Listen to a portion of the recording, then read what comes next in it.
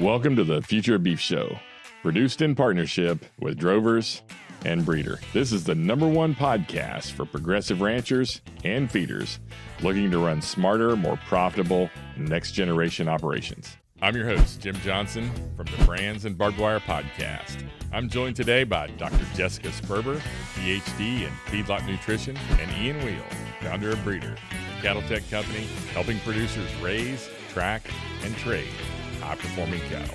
As global pressure builds to reduce emissions, protect biodiversity, and feed a growing population, the beef industry finds itself at a crossroads. In this episode, we sit down with global strategist and sustainability advisor Justin Sherrard to unpack the facts, the fictions, and the future. We explore what sustainability really means for cattle producers, why it's more than just a buzzword, and how beef can become a credible part of climate and food solutions. Our guest, Justin Sherrard, is one of the most trusted voices on this topic worldwide. A former global strategist for animal protein at Rabobank and now president of the Global Roundtable for Sustainable Beef. Justin advises governments, companies, and producers on the future of protein systems. With deep insight into trade, finance, and environmental strategy, he brings a rare global view to the challenges and opportunities facing the beef industry and what it must do to stay relevant, resilient, and respected. This episode is sponsored by Corteva Agriscience. When weeds and brush get in the way, you'll find the solution at rangeandpasture.com. So Justin, welcome to the Future of Beef Show. Thanks, Jim. Great to be here. Great to be here with you, Jess and Ian. Thanks for having me. Yeah, great. So you're the first sort of Aussie guest we've ever had, and welcome to the U.S. Welcome to the Future of Beef Show. And so tell us a little bit about yourself for the viewers and listeners that might not know who you are. Sure. Well, I'm always delighted to bring some novelty value to a show like this. Look, I'm maybe different to some of the other guests you have. I've grown up in a city, Sydney in Australia in my case, but I always yearned to get away from it. And after graduating, my first job was working with farmers in a rural part of Australia, which I loved, but I also wanted to see the world, and I moved around a little bit. I worked around sustainability as a driver of growth and opportunity for business. I worked across natural resources, forestry, mining, energy, as well as ag. And I spent some years doing that and moving around doing that. And maybe it's interesting to sort of touch on a couple of things that I did that together really drove me, 20, 30 years ago, we're talking now, sort of drove me to focus more on ag. I had an opportunity. I turned up in Bolivia and started working with a development aid agency, which was running some agricultural production and drinking water supply projects in the central part of Bolivia. And I saw firsthand, the need to boost productivity in these small-scale operations. Sometime after that, I joined an international task force on climate change, which had been set up by then British Prime Minister Tony Blair, and he was president of the G7 and chair of the European Council at that time, and he was focusing on climate change. And I actually came here to the US and learned a heap about biofuels and the potential of agriculture to really contribute to the solution on climate change. And then after that, I was in Australia for a time, and I worked on a project which we called roughly how Australian farmers are doing all the heavy lifting on climate change and not getting rewarded for it. And I think I learned a couple of things out of that, as well as, drawing me into ag is what I really wanted to focus on. I learned about the huge potential that we have to boost productivity, just to copy best practice in one place or even good practice in one place and take it somewhere else. I learned that supply chains in ag kind of work, but gosh, there's scope for some improvement there.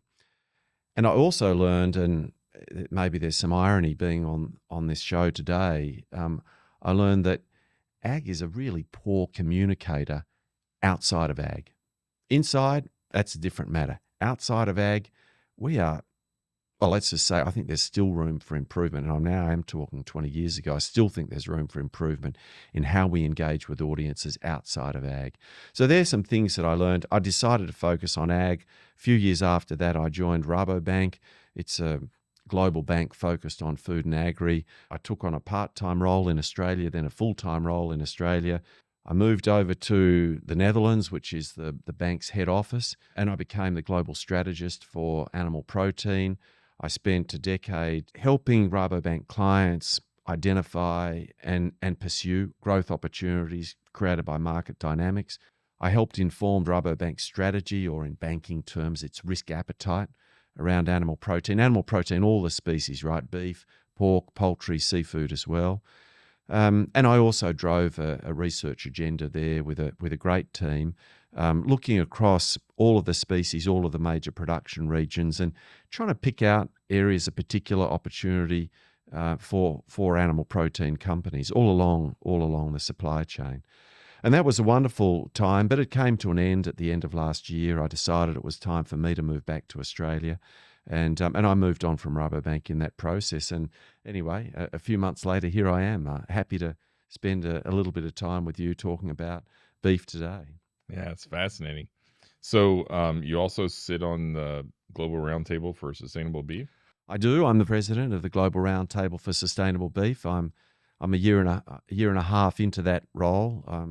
And I've been on the executive committee of that group for a couple of years before that, since about 2020. And before that, I sat on the board. I think it's a fantastic organisation doing important work, not always well understood, but doing important work all the same. Very good. So I think, you said a few words, Justin, right? Sustainability. And that can be a buzzword, has been for the last 10 years. I think it's critical.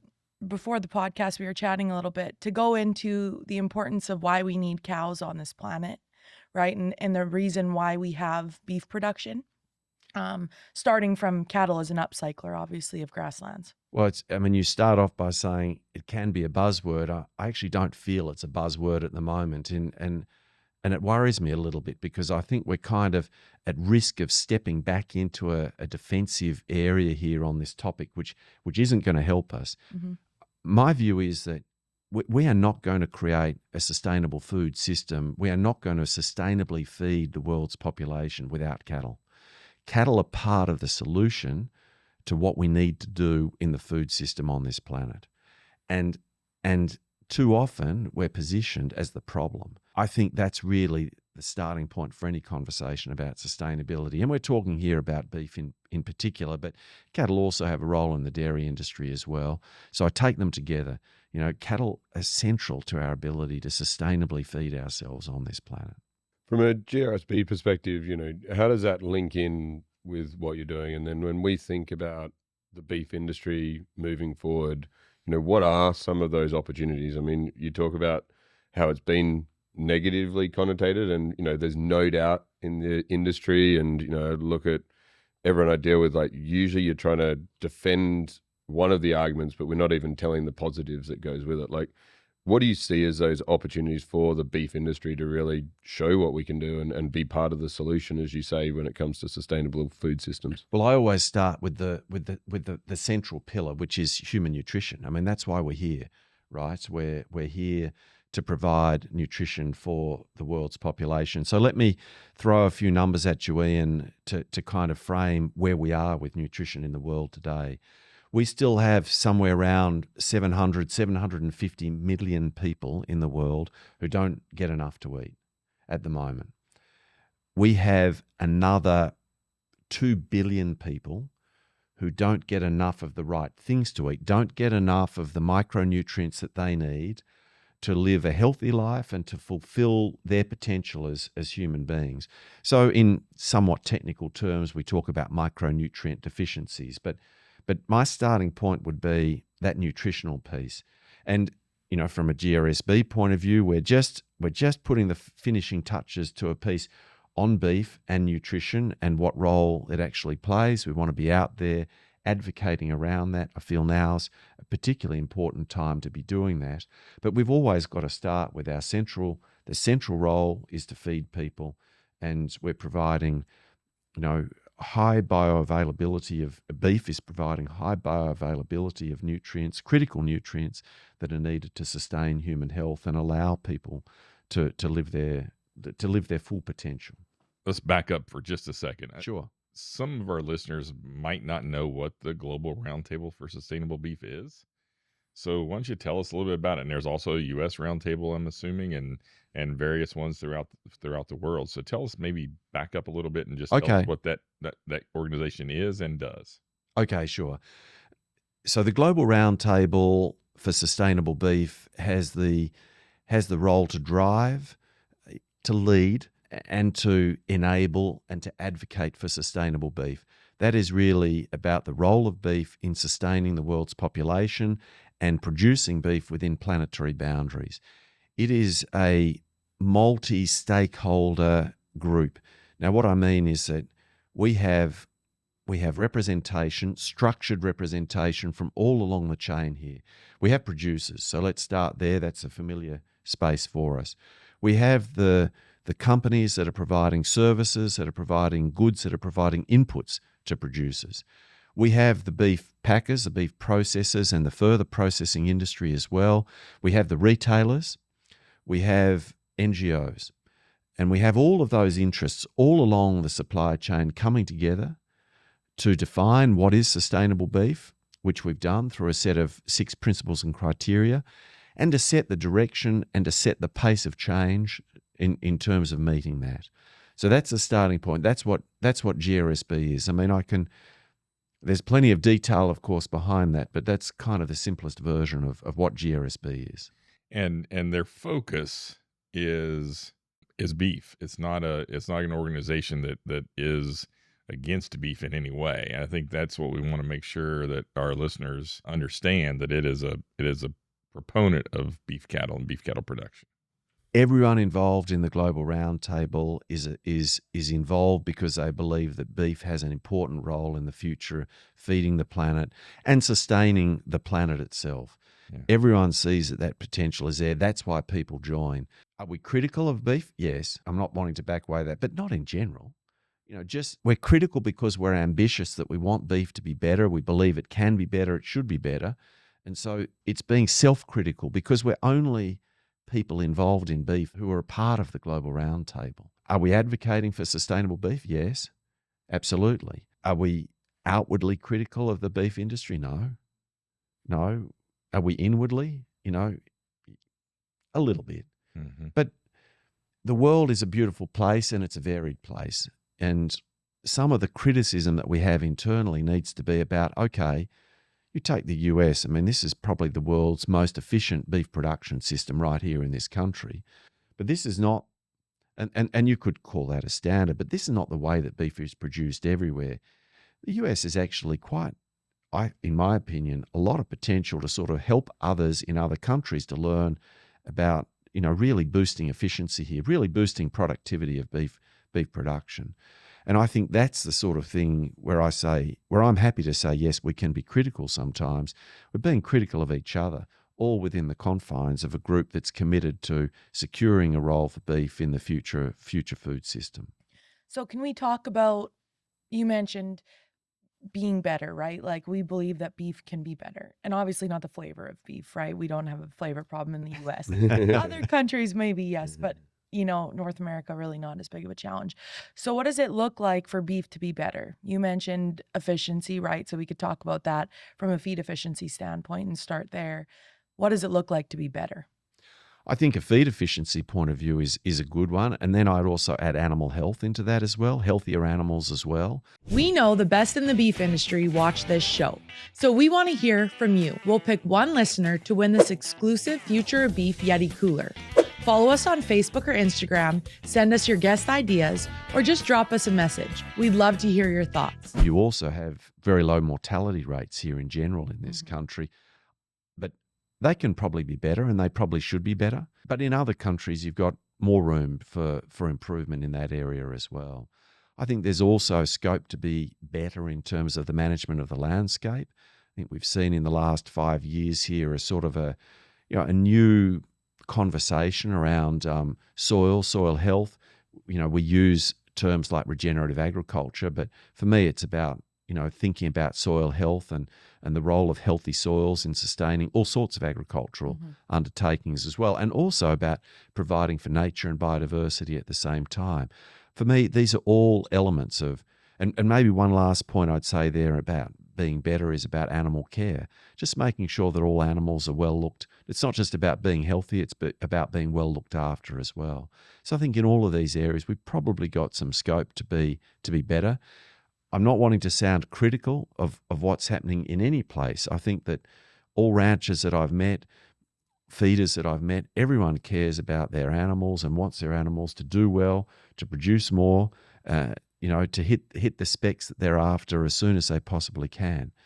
But we can all learn from each other, and we should all learn from each other and get better at that along the way. Yeah. In terms of, how you collaborate, because I think a lot of people here in the US would have heard of probably more so the US Roundtable. Sure. How do you think about that difference between the Global Roundtable and the US Roundtable, and what role each of them plays? Thank you for drawing me back to the question that Jim gave me 15 minutes ago.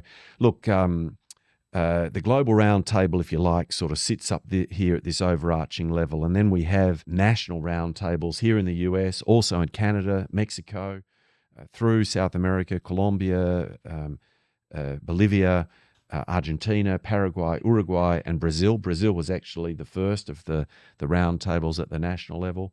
We have one in New Zealand, we have one in Australia, we have one in Europe, and there's an initiative in China as well, which is hopefully on its way to becoming another national level roundtable.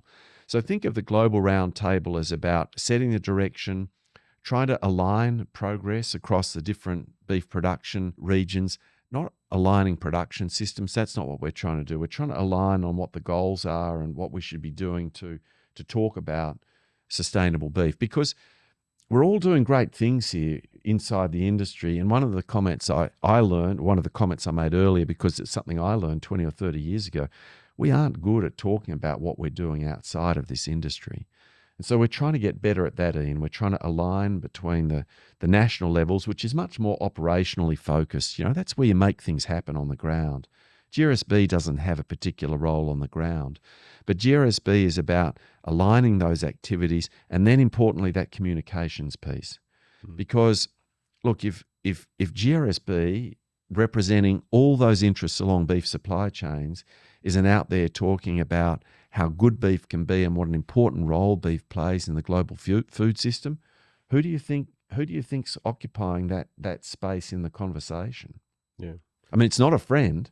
Yeah, and we had it in a previous podcast. If you're not at the table, you're on the menu, and that was a really interesting one. I think the thing that inspired me when I first ran into Global Roundtable is you think about all of these environmental meetings that happen around the world where they're setting global strategy like COP or even nutrition strategy in some of these countries. There was not a single producer or beef person at it. We were critical, and the first person I ever learned that went to that to actually, I wouldn't say defend beef, but really advocate for beef was the GRSB. And it was like, when you're a producer and you're in the industry and you're thinking about it, you don't realize we need to have people at the table there, and you don't really think about what happens if you don't have people at the table. Well, a new nutrition strategy gets set and suddenly beef's not on the menu. And, I think that's what's really inspired me. And how do you see that as sort of that role of GRSB moving forward? What could we be doing more there? And where do you see that future as well within GRSB? Well, let me first go back to a comment you made just then about, if you're not at the table, you're on the menu. I'd say if you're not at the table, you're being eaten. And I think that's really the issue here for beef. And you're quite right that beef has not been good at advocating for what we're doing and how we're contributing. And it's very easy for other people to be critical of what's happening, right? It's very easy from the outside to look at the land that's being occupied by grazing, and that's an enormous amount of land around the world, to look at the numbers of animals. And there are huge numbers of animals when you start looking into countries like India, for example. There are huge numbers of cattle that are there. And you look at the resource footprint that's associated with that, and people talk about, well, if you're occupying all that land, then all the rain falling on that land is being used to produce beef. And, so you get these unbelievable sort of numbers being thrown out about, all these resources that the beef industry is using, as if those resources would be used for something else if beef wasn't there. And there's the first point, that if beef wasn't there, those resources wouldn't be used to produce food. Cattle are grazing on land, more or less, that can't be used for other forms of food production. Other types of grazing, sure, but not cropping, that's for sure. Calving can be rough. The calves come whether y'all are ready or not. In the rain, the snow, from a sweet mama cow or a soon-to-be burger, Breeder's got your back. Manage all your calving records in Breeder, free until fall. When your calves are getting more sleep than you are, don't waste time second-guessing yourself. Breeder's got your back. Manage all your calving records in Breeder, free until fall, when you sign up before April 30th. But Ian, going back to the point about, advocating and representing beef at these industries, let me give you a few examples of what GRSB is doing just this year. And let's look forward a little bit. You mentioned the International Climate Change meeting under the United Nations Framework Agreement on Climate Change. That'll be in Brazil in November this year. GRSB will be there. There'll be some of the national level roundtables there, but GRSB will be there for, the 5th, 6th, 7th year in a row that GRSB has been there, talking about the contribution that beef can make and starting to build a data-driven picture of what beef is actually doing and how we're starting to make improvements. And I think that's an important point. We're not just talking, we're actually showing as well. We have recently been in Ethiopia at a meeting which is an update on the UN Food Systems Summit. Now, this was a summit that was first held a couple of years ago. This is a stock take, but a few years ago, it was a very non-meat agenda that they had. And I think GRSB has been quite successful in saying, hang on a second, this is an important part of human nutrition that needs to be considered here in a food system. We have launched a paper talking, an initiative really with an animal health group called Health for Animals, which is about healthy herds and the sustainability contribution that healthy herds make to the planet. We are launching some work with ILRI, the International Livestock Research Institute, looking at metrics which define nature and biodiversity. How do we define nature positive production? So GRSB is out there defining these things around these metrics and norms around sustainable beef from the point of view that if we're not defining them, somebody else is. So it's a good thing for beef to be defining, people concerned and knowledgeable about the beef industry to be defining these things, so that when we set goals and targets, we do that from a position of understanding how the system works and what we can change. Well, and you've seen some of the impact. I know when I started Breeder, part of it was a frustration of you read the UN food report and they're like, everyone should not stop eating beef, but seriously reduce beef. And you look at the more recent one, and I think a lot of this is due to the work of GRSB, where it's like beef is an important part of that food system and can play a huge role in grazing lands and all of that sort of thing that goes with it. And I think in the last 10 years, we've seen some of that shift away, and like that wouldn't have happened without having people at the table. So absolutely. Look, I think on nutrition in particular, we've seen quite a lot of criticism over the last 5-10 years, leveled not just at beef, but about a lot of animal protein consumption as well. And to start with, I'm not someone who wants to tell anyone what to eat or drink, but I do believe that we should educate people, we should inform them, we should give them choice. And I hope they make good choices in what they eat. But beef is, people should feel that beef is an important part of a healthy diet.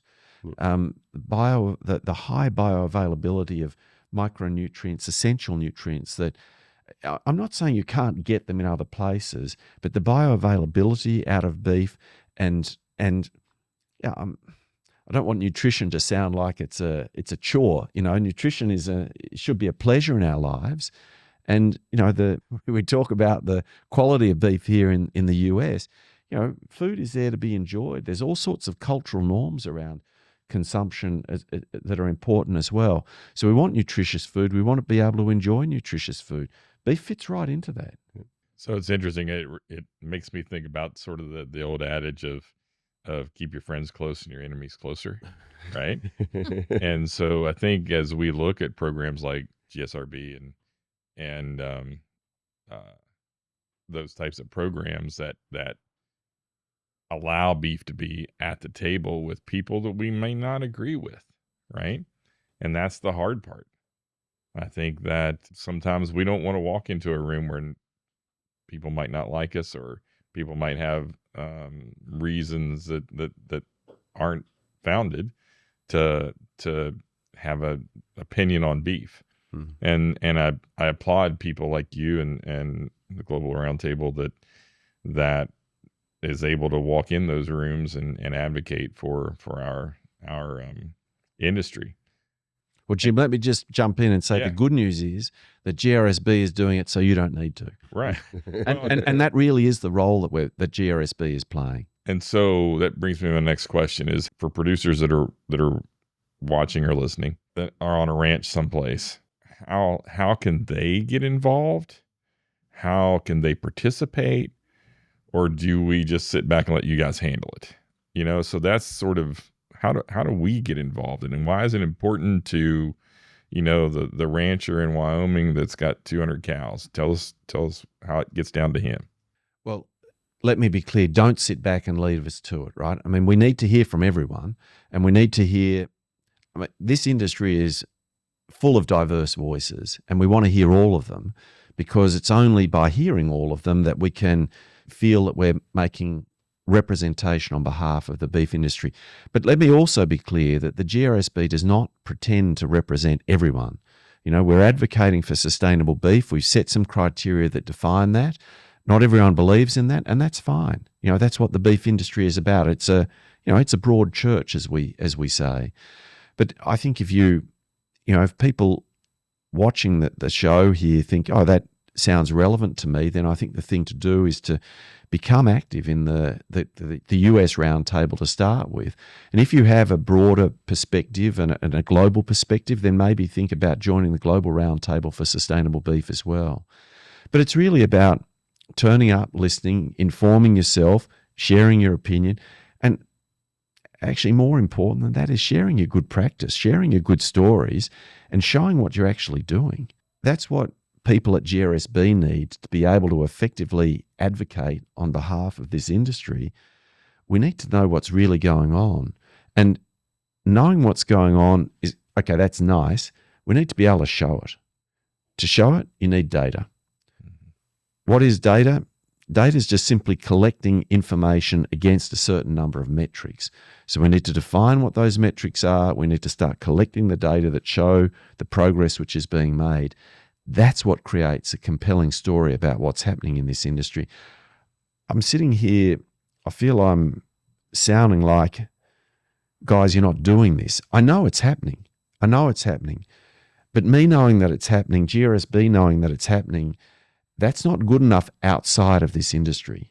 We've got to be able to show it as well. Showing it means collecting the data, being able to pull that together, report on that, and showing the people who don't know what's going on, and giving a compelling story to the people who don't know what's going on. And that's what we're doing. Ever wondered if you could be getting more out of your cattle? Breeder is the first technology company that's able to track and optimize cattle from conception all the way to the rail. This puts the power of data into the hands of the rancher and enables them to improve their profit line quicker than they ever have before. My decision to partner with Breeder was made largely after seeing a demo where I realized what Breeder's doing is unlike anyone else in our industry.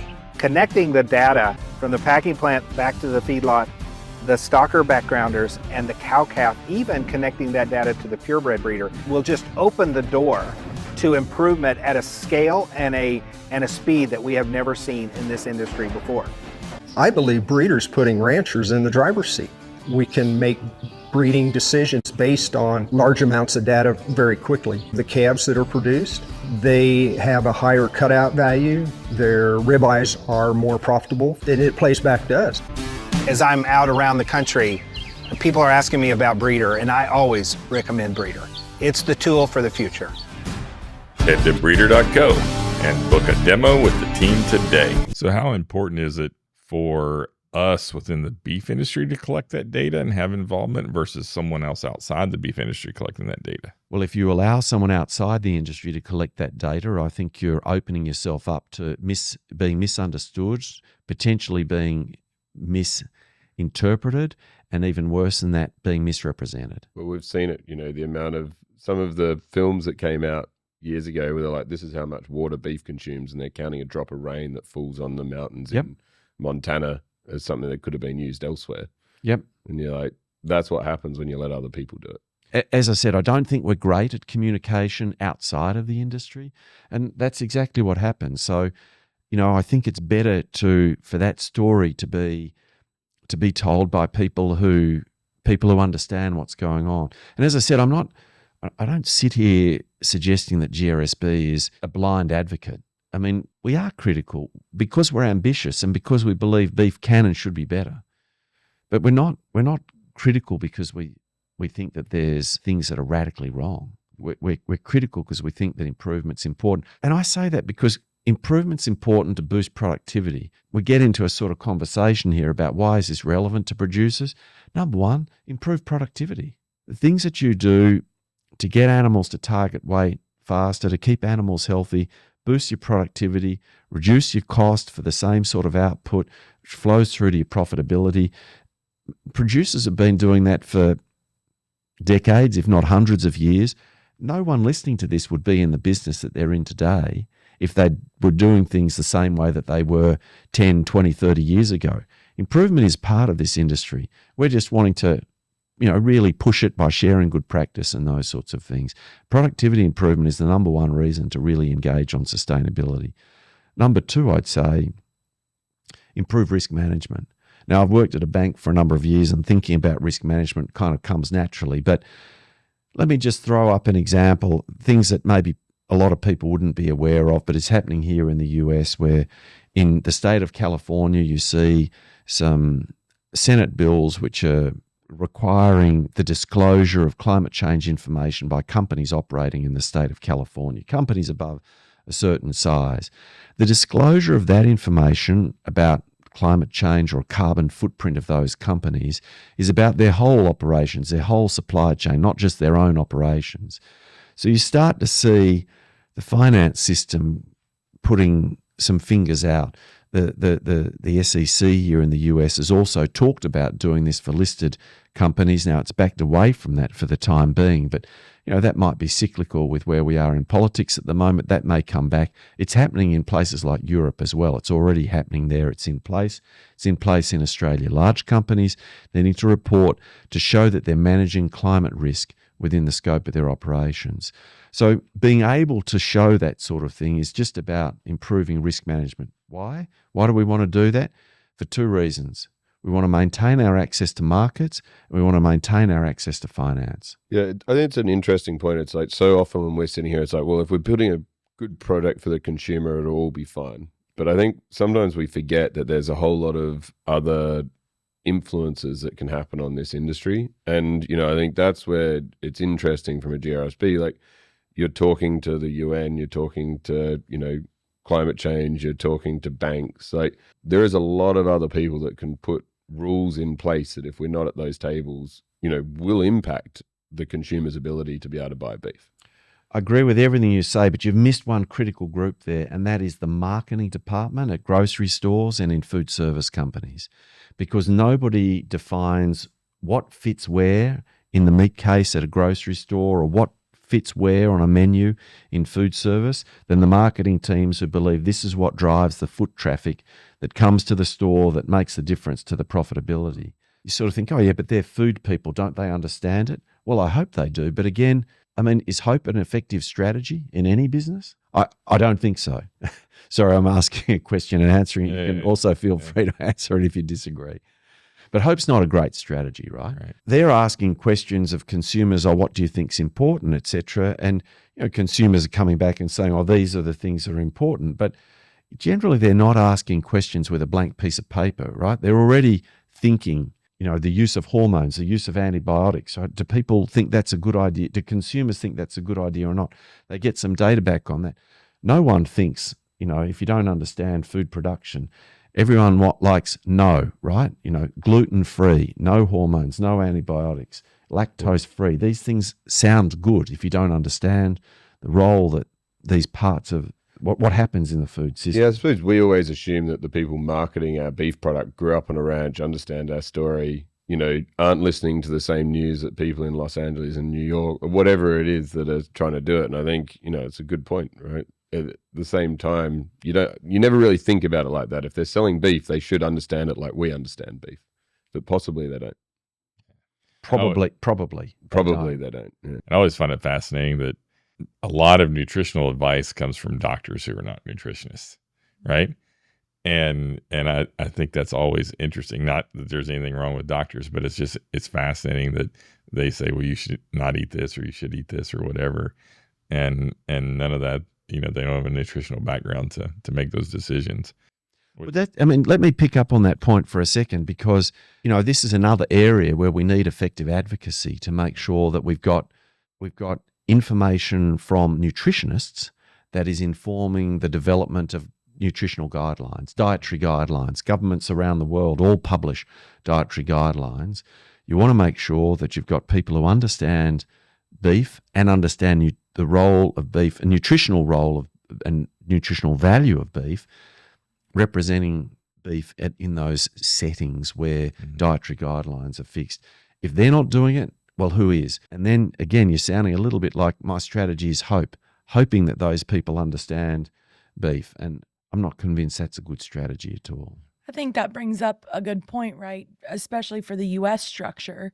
For example, we have beef councils, we pay a checkoff, and the value of that checkoff is to, number one, obviously market our product to other countries or even within areas within the U.S. But number two, those beef councils have human nutritionists on staff, that their goal is to educate the very urban dietitians that maybe have never seen a beef animal or understand the value of a beef animal.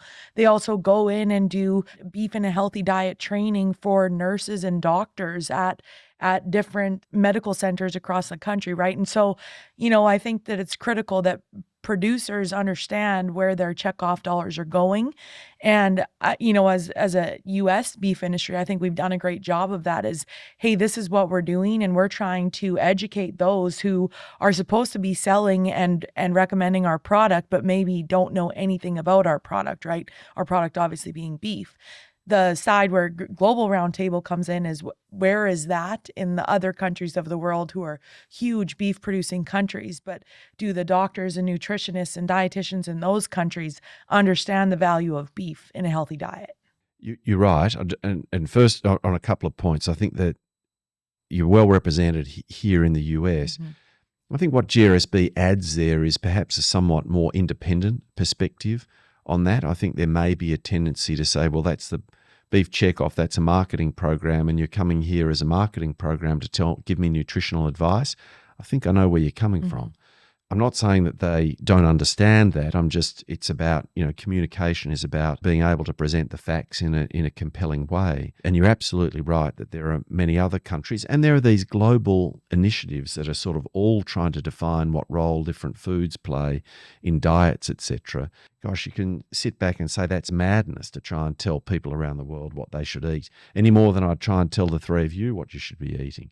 But there are people who are trying to do that and trying to influence what people eat because they've got an anti-beef or an anti-animal agriculture sort of perspective. And I think that's a shame that they've got every right to hold their point of view. I think that sometimes they take it too far. And I think the role of a group like GRSB is to push back on some of those things and say, hang on. First of all, here's the nutritional value. And secondly, if you're concerned about sustainability, let us show you all the good things that are actually happening here. Show, demonstrate, not just talk about. Show, demonstrate, have data. There's nothing greater than seeing your cattle grazing on lush green pasture. Oh yeah, and nothing ruins that view like weeds and brush soaking up all the moisture and nutrients. Regardless of precipitation, we have to take care of our pastures. It doesn't rain grass. The passion for cattle ranching starts early. So should the protection. Let's keep our pastures in good hands with Corteva Agriscience. To learn more, visit rangeandpasture.com. So you said something earlier I'd like to dive a little deeper into too, is that we tend to be on the defensive and we want to be on the offensive as far as beef cattle is an opportunity to offset any other negative carbon footprint that other industries might have, right? And that we need to position ourselves as the solution, not the problem. So tell us a little bit more, maybe dive a little deeper into that concept. Sure. I think that simplistically, the process of rumination emits methane, and that's a greenhouse gas which is trapped in the atmosphere and heats up the planet. I think most people kind of get that. And because cattle are in a global way pretty significant contributors to that global emissions of methane, they're easily positioned as a problem. The biggest problem in terms of global greenhouse gas emissions comes from the energy sector, and that's the burning of fossil fuels. What the world has thought about as a solution to burning fossil fuels is just do less of it and get our energy from another source. And we talk about renewable energy, solar energy, for example, right? And so energy is about electrons, electrons flowing, and you can't tell where they come from. The product is completely the same when you get it. Energy is energy. You don't know what the source is. But that thinking has gone into food as well. And people say, oh, okay, so now we've got methane as a problem. So what we did with coal, for example, or what we did with other fossil fuels is we said, well, the thing to do is to have less of them, burn less of them. And so that thinking, same thinking has just drifted over into the food system without us even realizing it. They're saying, oh, okay, cattle are big emitters of methane.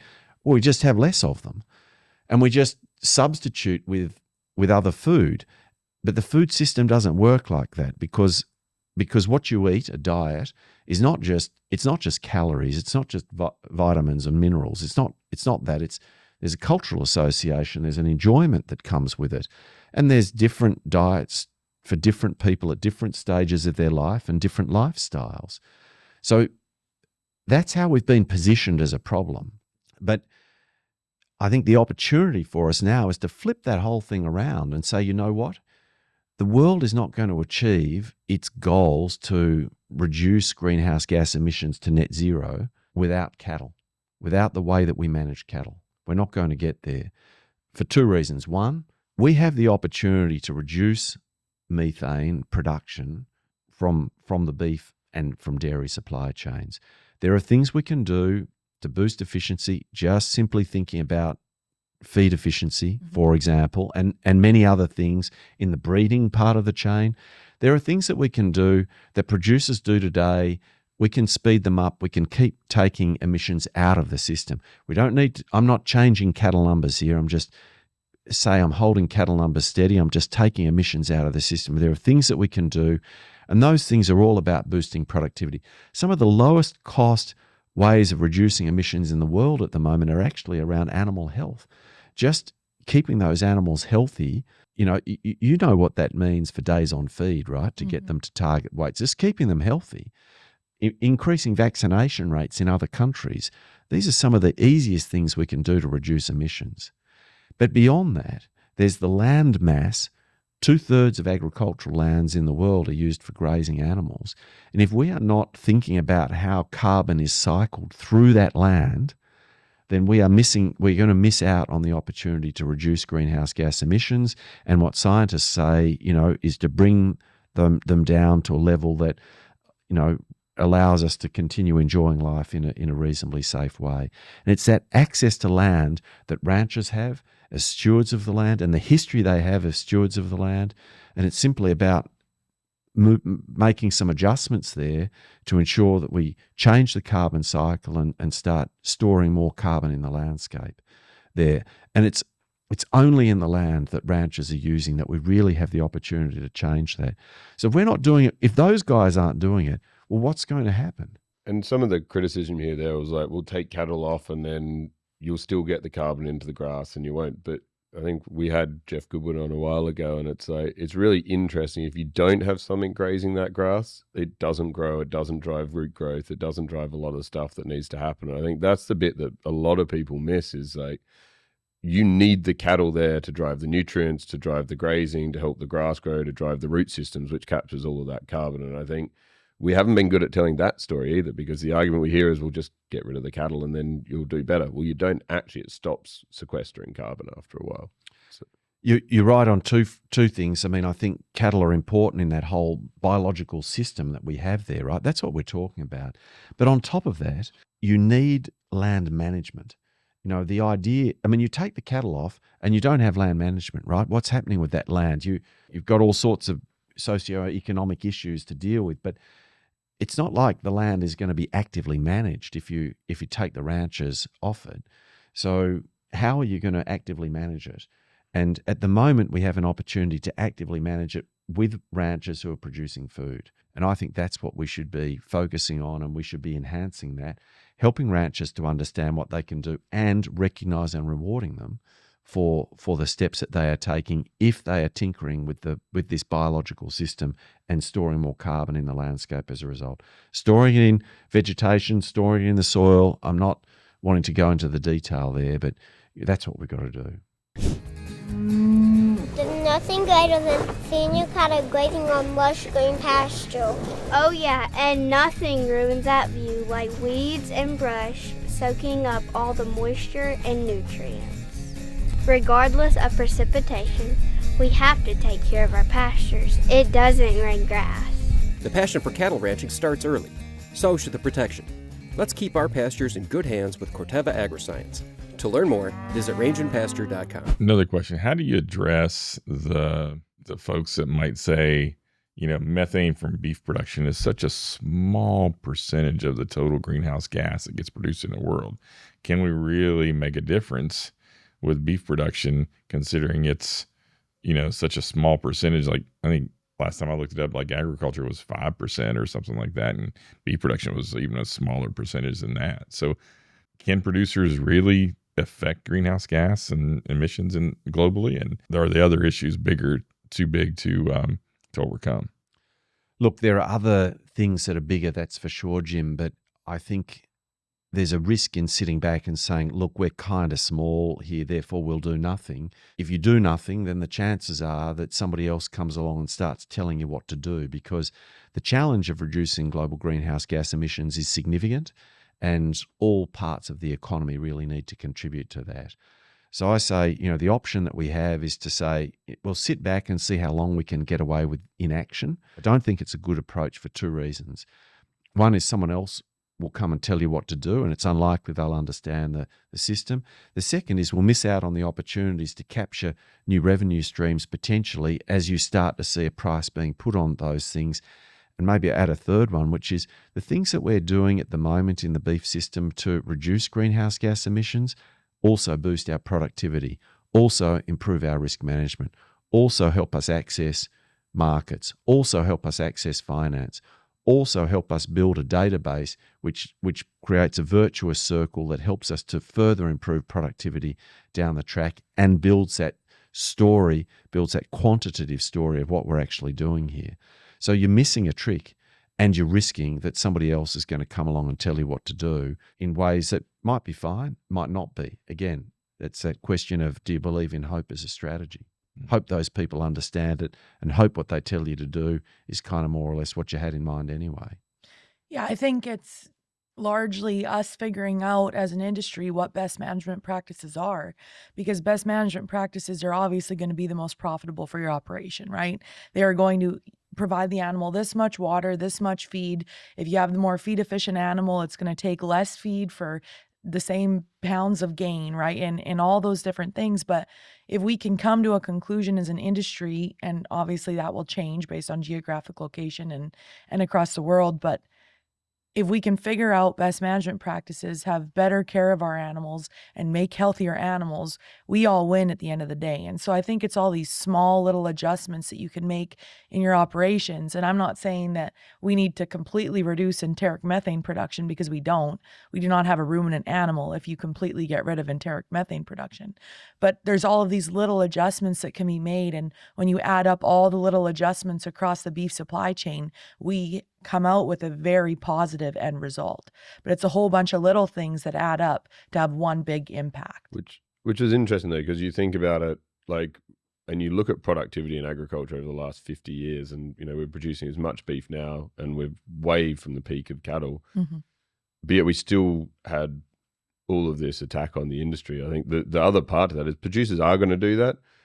I think what's interesting about what Justin's doing is like, how do we tell that story? Totally. Right? With data. And with data and what we're doing, because we were doing this 10 years ago when we all felt really threatened. Now beef's on the up, and we were doing a lot of those things, but we still felt threatened, and we didn't have a seat at the table. And I think it's really, and it probably comes back to like, what's now for GRSB? Obviously from where we sit in the US today and North America today, sustainability is not really a buzzword, as you'd say. Like, it's sort of, it's dropped off the radar, and it's nothing. Why should we care, like, from now, next 5 years, next 10 years? Like, why does this remain an important topic for you, and why do you keep focusing on it? For 3 reasons. The first is actually about consumers. You said beef is on the up. Yes, consumers, especially here in this country. I'm visiting at the moment, and I cannot believe how much you guys are having to pay to buy a steak. Beef is expensive, and consumers are really enjoying it, and I think that's a great thing for the industry. But consumers are increasingly interested in beef production, or all food production, right? Where it's produced, how it's produced, and those sorts of things. In part, there's a health dimension to that. I don't want ultra processed. How is it produced? I want things that are natural. I want things that are good for me. I want health. And part, there's a curiosity. I think some consumers, not all, but some consumers are kind of genuinely interested in where things come from. But if you look at the data, if you look at some of the consumer data, and I was looking at some of this just before we got together here, there's 37% of US consumers, according to the Power of Meat, who are regularly making choices about meat on environmental considerations of production. I think what's even more compelling than that is that there's now about 27% of consumers who never look for claims, or very rarely look for claims on meat about how it's produced and what's involved in its production. That's 27%. Okay, you say, well, that's a quarter, more or less, that aren't interested. Just 10 years ago, that was 47%. Almost a half weren't interested. So we've now got 3/4 of the consumer base that are interested, and it was only a half that were interested just 10 years ago. So consumers are interested in how beef is produced, and we need to make sure, as an industry, and GRSB is playing a part, the US Roundtable is playing a part, the Canadian Roundtable is playing a part, we need to make sure that we keep getting that story out there into food retail and food service, how beef is produced, and all of the reasons why you should be comfortable about the choice that you're making when you're choosing beef. Not saying you need to choose it more often or less often, but when you're choosing beef, you should be comfortable about the choice that you're making. You should enjoy it. So that's one reason. The other reason, Ian, is that there continue to be global discussions, national level discussions. There continue to be critics of this industry that are out there wanting to misrepresent what we're doing for whatever reason they happen to have. So we're not telling the story, they are. And I think that remains a risk. We should not be complacent about that, because whether it's the marketing people at a food retailer, or whether it's a radical NGO that's got an anti-animal agricultural agenda, or whether it's even someone at the UN who, is trying to influence what governments are doing in various parts of the world, I don't know. If we're not telling our story, we run the risk that it's not being told in a way that properly represents all the good work that ranchers and feeders are doing in beef production. That's good. I think it's been a great discussion. I really appreciate you coming over. I know it's not a short flight, but yeah. So, and I think the Future Beef Show now is a global show, because we've included someone from not in the U.S. And so we appreciate you coming over, and thanks for being our guest. My pleasure. Thanks very much for having me. And look, it's great to have this sort of conversation. From my point of view, I think it's really important that we continue this conversation. And I love beef. I know this industry isn't perfect, but gee, we're doing so many things right. And, I really hope that shows like this can help to just share the message that there's plenty for us to celebrate, plenty for us to be getting on with. And plenty of room for us to be better at telling our story and showing all the good things that we're doing in this industry. So thank you. Yeah, thank you. And I think the show's the future of beef, and I think it's important to have these types of discussions so that we can, we can all sort of move that future together. So I appreciate you coming. Stay tuned. It's time for Ian, Jess, and I to go behind the beef.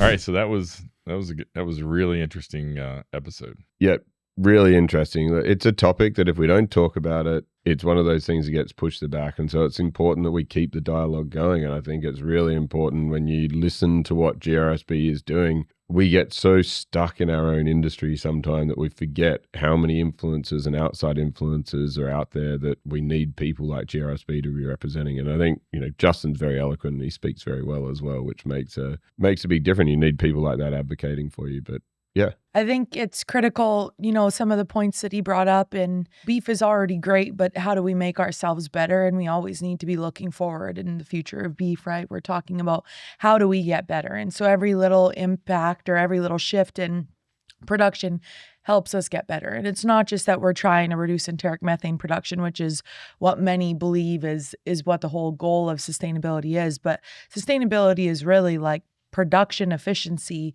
to help us get more product at the end of the day, or the same amount of product at the end of the day with less resources going into those animals. And he brought up great points about animal health. And I think that that's so critical. And in talking about vaccine rates in the rest of the world and beef production in the rest of the world outside of Canada and the US, and how critical it is to keep that animal alive through the process, to give us essentially more beef at the end of the day. So yeah, I thought he did an excellent job in comparing consumer thoughts and trends on sustainability, but then also what we need to be doing as stewards of the land, but also stewards of the cattle.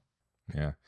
I mean, this is a controversial subject within the beef industry, right? And we see it all the time. There are beef producers that think we should not be participating in things like this. And there are some that are very much advocates for things like this, right? And so I think getting those two groups together to understand what the reasons for why people think we shouldn't be and why people think we should be, and hopefully producers get something like that out of this episode, right? That they can see what the other side and understand and appreciate it. And I think Justin talked about seeing their side, right? I mean, and understanding that we know that greenhouse gas is a bigger thing than just the beef industry. But as a beef industry goes, we just want to do our part, right? And we want to be better. And also the importance for people to hear that we are doing stuff better and we're caring for our animals. And, that isn't always data. That is things, like we've had in the past with people like Tucker telling that story and seeing that story and showing that story. And I think, it's interesting with organizations like GRSB, they're talking at such a high intergovernmental level sometimes that you forget they need these individual producers with these individual stories to actually advocate. Mm-hmm. And, that is a role that no one can replace the producer in telling those stories and how important it is for them to get involved. So, yeah, I'd encourage people to look at it. There's interest and there's other people doing that. I think one thing we're talking about after the show is I know Alltech's done an amazing job of producing World Without Cows, and I'm not sure it's released yet, but you can certainly go to the website and sign up, and we'll put it in the show notes and things to have a look at that. But there is people out there now really advocating for this industry. And World Without Cows is probably a controversial name, but, obviously it's talking about the story that wouldn't exist. Having seen it, what a disaster we'd be in if we didn't have cows. And, I think it's well worth people trying to have a look at that and try and get that consumer level conversation to happen, because we all run into someone who's misunderstands the beef industry at some stage. And, for us, that starts with like walking down the street and talking to a stranger. But for people like Justin, they're obviously dealing with much higher level conversations than that to make sure we're supported. Yeah, I think that's interesting. I talk to ranchers all the time, and they feel like, hey, it starts on Sunday mornings at my local church, right? I can go in and have a conversation with someone who isn't a rancher there and educate them about what I do and and so for all of us, we don't have to be on the global roundtable for sustainable beef. We just have to have a conversation with our neighbor. Yeah. And I think that's a really important factor in this. And so we just need to understand that each one of us needs to do a little bit of our part, whether we agree with it or we don't. It's still educating the common consumer on the importance of beef in their diet and beef production and the culture and everything else. And that mindset of not being on the defensive, but being the solution, right? Like, I think that's a very different like shift. That, yeah. Like, and it's great to hear organizations like GRSB, which I'm sure when they started, it was all defensive. Right. Now they're very much like on the front foot. We're the solution. Cattle are upcyclers. You know, we were talking about that off air, but they're taking forage that no human can eat and they're turning it into an edible, highly nutritious product that you can't get anywhere else. And not just cattle, obviously, other ruminants as well. But it's, I think it's important that we think about that as like, this is a solution and we are doing really good stuff and we just need to get that message out there. Yeah, I think it was interesting that, like you said, we're changing that conversation, right? From defensive to offensive. And we're supporting that with data. And then how the U.S. and Canada are leading that, right? We're already the most efficient, productive, country in the world in beef production. And those best practices now can be taken other places and how we're leading that charge. Yeah, I think I've seen data now, probably have to correct this, but I think U.S. beef is like 20% more efficient than nearly anywhere else in the world, just because of the way cattle are grown and fed and the genetic improvement, the health improvements, like use of technology, technologies. It's incredibly efficient. Yeah. I think that's the critical thing for us as an industry here in the US and Canada is how do we define our best management practices? How do we implement them? But then how do we collect data points that can be used with groups like the Global Roundtable to then say, hey, this is how much we can improve our beef production and feed beef efficiency. And your country can do it also if you implement practices in this way or this way. So I think it's a very critical topic. Obviously, with the change in administration here in the U.S., sustainability and measures of enteric methane and whatnot in the beef sector have kind of come a little bit to the wayside. But there is a lot of universities that still are doing research in those areas. And it's not because we are not wanting to have, or, we're trying to reduce cattle on this planet. That's not what we're doing. Our goal is to make every animal that is here more efficient in the beef production chain so that we're producing more or the same amount of beef with fewer resources. And that's our goal. And I think many institutions are still going to be working towards those goals, which is just going to give us even more data to share with the rest of the world in beef production. Well, and, we might be in that political cycle now and, it is where it is, but we all know it's a cycle, the same as the beef cattle market's a cycle. Like, there'll be a different government with a different point of view. Maybe it's not the next one, but it could be the one after, and we need to have done that advocacy through, and we can't just let it drop every 4 years. So it's great. And we know globally there's other countries in completely different cycles. Australia's on the opposite cycle when it comes to sustainability and the pressures there for that beef industry, and same with Europe. So I think, these are really important things globally that we continue to drive beef, and, rising tide floats all boats. Yeah, well, and I think one of the really important things for me in this whole concept is having a seat at the table, right? Yeah. I don't want someone on city council making a decision on how I run my farm, right, without asking me questions about things that they may not understand. And so whether it's your city council, whether your state government, whether it's your, U.S. government, or whether it's your Global Roundtable, right, the importance of having a seat at the table, critical. We can't stress enough, right? It is critical. Yeah, and those people need the support of, individual 200 head ranchers in Montana to tell those stories.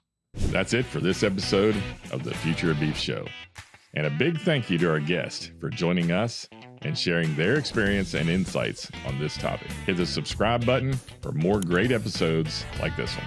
If you want to dig deeper into what you heard today, head over to futureofbeef.com, where you'll find free resources and helpful links. Don't forget, we'll pick one listener to win this exclusive Future of Beef Yeti Cooler. Follow us on Facebook or Instagram and drop us a message for a chance to win. Until next time, keep your boots on the ground and your eyes on the future.